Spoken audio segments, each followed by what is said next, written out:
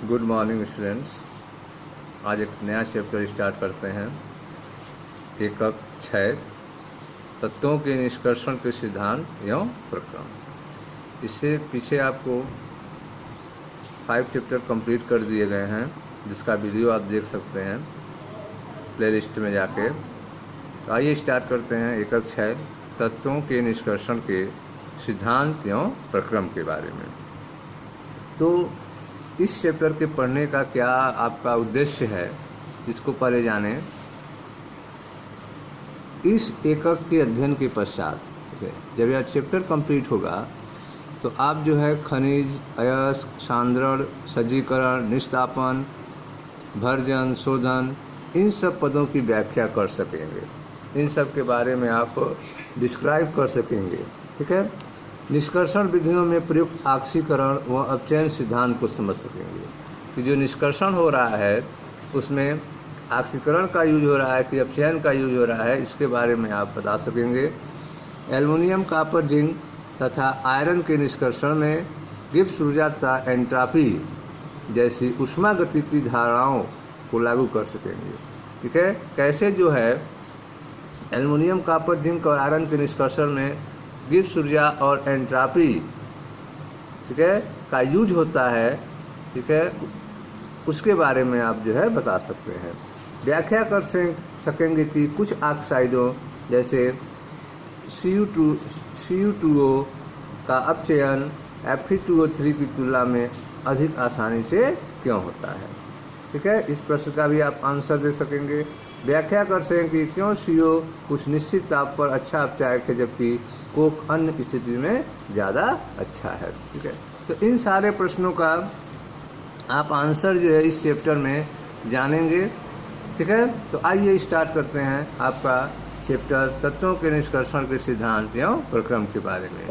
तो आप देख रहे हैं जैसा कि यहाँ लिखा गया है, ऊष्मागतिकी जो थर्मोडायनामिक्स है, ऊष्मागतिकी समझाती है कि एक धातु ऑक्साइड से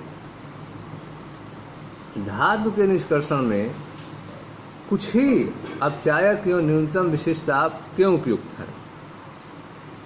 तो ऊष्मागतिकी जो है वह हमें यह बताती है कि धातु ऑक्साइड से जब हम धातु को अलग करते हैं तो क्यों कुछ ही अपचायक और न्यूनतम विशिष्ट ताप क्यों उपयुक्त होती है, क्यों। ठीक है। धातु ऑक्साइड से धातु के निष्कर्षण में क्यों जो है सभी अपचायक का यूज क्यों नहीं किया जाता है। ठीक है। और क्यों जो है किसी भी टेम्परेचर पर क्यों नहीं हो जाता है ऐसा। तो सभी अपचायकों का यूज नहीं होता है। किसी भी धातु ऑक्साइड से धातु के निष्कर्षण में कुछ फिक्स अपचायक होते हैं, उन्हीं का यूज किया जाता है और एक विशिष्ट ताप होता है, उसी का यूज किया जाता है। तो इसकी व्याख्या किस बेस पे आप करेंगे, ऊष्मागतिकी के आधार पर करेंगे। ठीक है। इसको आप ऊष्मागतिकी के आधार पर ही समझ सकते हैं क्यों जो है धातु ऑक्साइड से धातु के निष्कर्षण में कुछ विशिष्ट अपचायक ही यूज होते हैं। ठीक है। और क्यों न्यूनतम विशिष्ट ताप की जरूरत होती है। ठीक है। अब आइए देखते हैं भूपर्पटी में भूपर्पटी मतलब अर्थ क्रस्ट, जमीन का जो, ठीक है, ऊपरी हिस्सा होता है। ठीक है। 25 किलोमीटर तक, लगभग 25 किलोमीटर तक जो जमीन का ऊपरी हिस्सा है उसको क्या कहते हैं, भूपर्पटी कहते हैं, अर्थ क्रस्ट कहते हैं। भूपर्पटी में कुछ तत्व जैसे कार्बन, सल्फर, सोना तथा उत्कृष्ट गैसें मुक्त अवस्था में पाई जाती हैं, जबकि अन्य तत्व संयुक्त अवस्था में मिलते हैं। तो आप देख रहे हैं कि भूपर्पटी अर्थात अर्थ क्रस्ट में कुछ तत्व जो हैं वह मुक्त अवस्था में पाए जा रहे हैं, किसी से जुड़े हुए नहीं हैं, अकेले हैं। जबकि कुछ तत्व ऐसे होते हैं जो दूसरे के साथ में जुड़े रहते हैं। तो जो अकेले रहते हैं उनको कहते हैं मुक्त अवस्था में, और जो जुड़े रहते हैं उनको क्या कहेंगे, संयुक्त अवस्था में। तो इसका देख रहे हैं आप, कार्बन, सल्फर, सोना और उत्कृष्ट गैसें यह मुक्त अवस्था में पाई जाती हैं, जबकि अन्य तत्व जो हैं वह संयुक्त अवस्था में पाए जाते हैं। एक तत्व के संयुक्त अवस्था में से निष्कर्षण तथा पृथक्करण में रसायन के कई सिद्धांत निहित होते हैं। अब जो तत्व है संयुक्त अवस्था में जो पाए जा रहे हैं उनसे आपको उस तत्व को अलग करना है। संयुक्त अवस्था से आपको तत्व को क्या करना है, अलग करना है। तो इसके लिए जो है निष्कर्षण और पृथक्करण, ठीक है, निष्कर्षण और पृथक्करण के लिए रसायन में कई सिद्धांत शामिल होते हैं। निष्कर्षण और पृथक्करण के लिए रसायन के कई सिद्धांत उसमें निहित होते हैं, शामिल होते हैं। ठीक, तो आप देख रहे हैं कि भूपर्पटी में कुछ तत्व जैसे कार्बन, सल्फर, सोना तथा उत्कृष्ट गैसें मुक्त अवस्था में पाई जाती हैं, जबकि अन्य तत्व संयुक्त अवस्था में मिलते हैं। एक तत्व के संयुक्त अवस्था से निष्कर्षण तथा पृथक्करण में रसायन के कई सिद्धांत शामिल होते हैं, निहित होते हैं। एक विशेष तत्व विविध यौगिकों के रूप में मिल सकता है। ठीक है, तो आप देख रहे हैं कि एक विशेष तत्व जो है वह अलग अलग यौगिक के रूप में आपको मिल सकता है। एक विशेष तत्व जो है कई यौगिकों के रूप में आपको मिल सकता है। धातु कर्म तथा पृथक्करण का प्रक्रम इस प्रकार का होना चाहिए कि यह रासायनिक रूप से संभव हो तथा आर्थिक रूप से लाभदायक हो। ठीक है, तो आप देख रहे हैं कि एक विशेष तत्व जो है वह अलग अलग यौगिकों के रूप में आपको मिल रहा है। जिस तत्व को आपको चाहिए तो एक यौगिक के रूप में नहीं मिल रहा है, वो अलग अलग यौगिक के रूप में मिल रहा है। तब किस यौगिक से उस तत्व को हम अलग करें, ठीक है, तो वह रसायन विज्ञान की अगर भाषा में कहें तो धातु कर्म और पृथक्करण, ठीक है, धातु कर्म और पृथक्करण इस प्रकार होना चाहिए कि यह रासायनिक रूप से संभव हो, उसको रासायनिक रूप से अलग करना संभव हो और आर्थिक रूप से लाभदायक भी हो, कम पैसे में वो अलग हो जाए। रासायनिक रूप से यौगिक से उस धातु को अलग करना संभव हो तथा धातु को अलग करने में कम पैसा भी लगे, अर्थात आर्थिक रूप से लाभदायक भी हो। ठीक है, तो एक विशेष तत्व विविध यौगिकों के रूप में मिल सकता है। धातु कर्म तथा पृथक्करण का प्रक्रम इस प्रकार होना चाहिए कि यह रासायनिक रूप से संभव हो तथा आर्थिक रूप से लाभदायक हो। फिर भी धातुओं के सभी निष्कर्षण प्रक्रमों के कुछ सामान्य सिद्धांत समान होते हैं। ठीक है, फिर भी जो है धातुओं के सभी निष्कर्षण प्रक्रमों के कुछ सामान्य सिद्धांत समान होते हैं। तो आप देख रहे हैं कि निष्कर्षण में कुछ सिद्धांत होते हैं जो क्या होते हैं, कॉमन होते हैं, जो सब पर लागू होते हैं। तो कुछ सिद्धांत जो निष्कर्षण के होते हैं वह कॉमन होते हैं, सामान्य होते हैं। किसी धातु विशेष को प्राप्त करने के लिए हम ऐसे खनिज के बारे में सोचते हैं जो भूपर्पटी में प्राकृतिक रूप से पाए जाने वाले रासायनिक पदार्थों के खनन द्वारा प्राप्त किए जाते हैं। तो इसमें आप देख रहे हैं कि किसी धातु विशेष को प्राप्त करने के लिए आप ऐसे खनिज के बारे में सोचेंगे कि जो भूपर्पटी में प्राकृतिक रूप से पाए जाने वाले रासायनिक पदार्थों के खनन द्वारा प्राप्त किए जा सकते हैं।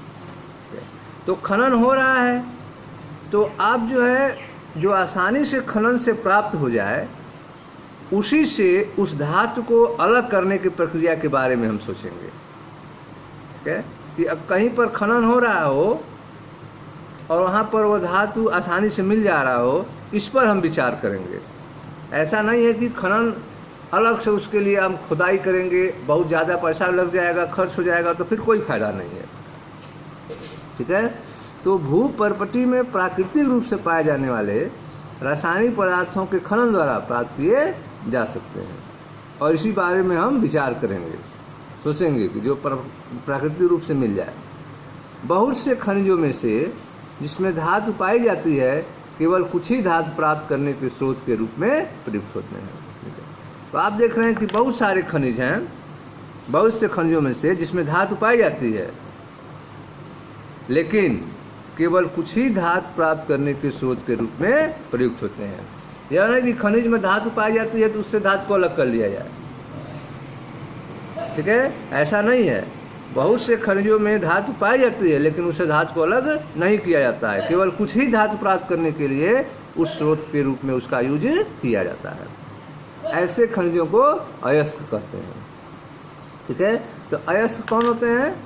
ठीक है, अयस्क जो होते हैं ऐसे खनिज होते हैं जिनसे हम धातु को आसानी से अलग कर लेते हैं और कम पैसे में अलग कर लेते हैं। ठीक है, वह धातु जो है कई खनिजों में होगा, लेकिन सब खनिज से उस धातु को नहीं अलग करेंगे। जिस खनिज से उसको अलग करना आसान हो, आर्थिक रूप से लाभदायक हो, वही खनिज उसके लिए क्या कहलाएगा? अयस्क कहलाएगा। मुश्किल से ही किसी अयस्क में केवल एक ही अवशिष्ट पदार्थ होता है। ठीक है, तो आप देख रहे हैं कि जब आपको अयस्क मिलेगा तो यह मुश्किल से ही होगा कि उसमें केवल एक ही धातु हो। ठीक है, एक ही अवशिष्ट पदार्थ होता है। ठीक है, उसमें कई लोग मिले हो सकते हैं। आप अयस्क लिए हैं तो उसमें भी कई लोग हो सकते हैं, उनको अलग करना पड़ेगा।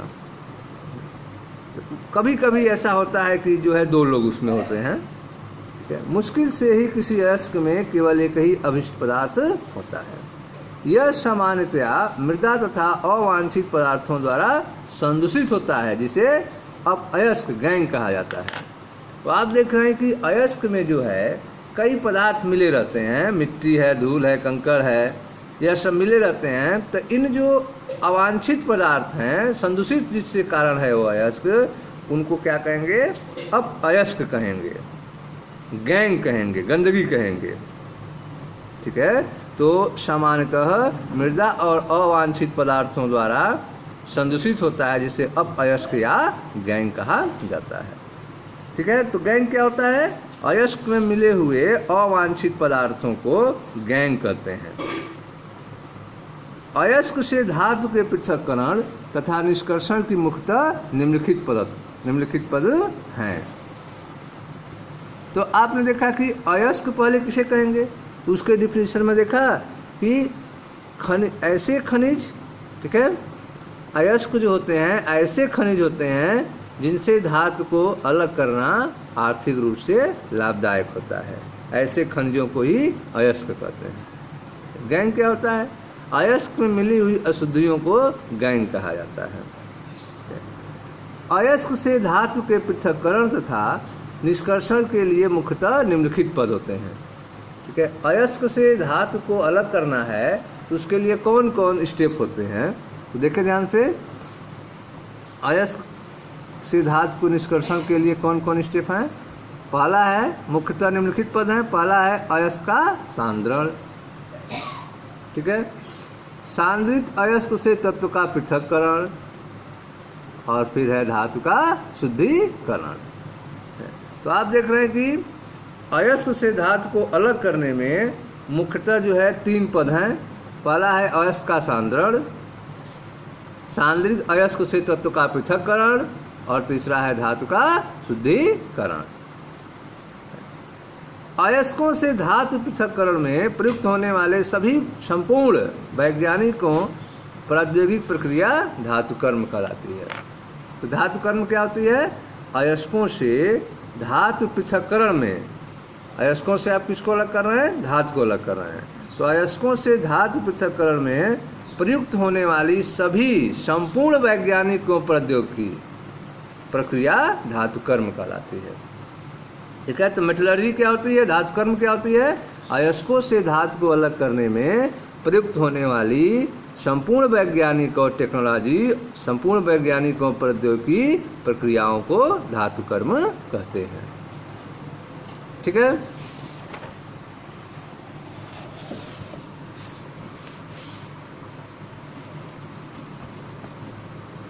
ठीक है सर। इस एकक में हम पहले प्रभावी अयस्क सांद्रण के लिए विभिन्न धातुकर्म प्रक्रियाओं के सिद्धांत की विवेचना करेंगे। ठीक है, तो इस अध्याय में आपको सिद्धांत के बारे में बताया जाएगा कि धातुकर्म प्रक्रिया में कौन कौन सिद्धांत यूज किए जाते हैं, इसके बारे में जो है आपको चर्चा किया जाएगा। इन सिद्धांतों में सांद्रित अयस्क के धातु में प्रभावी अपचयन में निहित ऊष्मागतिकी तथा विद्युत रासायनिक पक्ष निहित होंगे। तो जो भी आपको सिद्धांत बताए जाएंगे उसमें जो होगा ऊष्मागतिकी और विद्युत रासायनिक पक्ष क्या होंगे? शामिल होंगे। तो इस अध्याय में सबसे पहले आपको प्रभावी अयस्क सांद्रण के लिए विभिन्न धातुकर्ण प्रक्रियाओं के सिद्धांत की विवेचना की जाएगी। कौन कौन से धातुकर्ण प्रक्रिया हैं उनके सिद्धांत के बारे में चर्चा करेंगे। ठीक है, इन सिद्धांतों में सांद्रित अयस्क के धातु में प्रभावी अपचयन में ठीक है शामिल ऊष्मागतिकी और वैद्युत रासायनिक पक्ष के बारे में भी एक्सप्लेन किया जाएगा, जो उसमें क्या होंगे, शामिल होंगे। तो यह आपका था चैप्टर का परिचय। ठीक है, अब नेक्स्ट वीडियो में हम स्टार्ट करेंगे, ठीक है, अध्याय 6 का पहला टॉपिक धातुओं की उपलब्धता के बारे में। Okay students, thank you.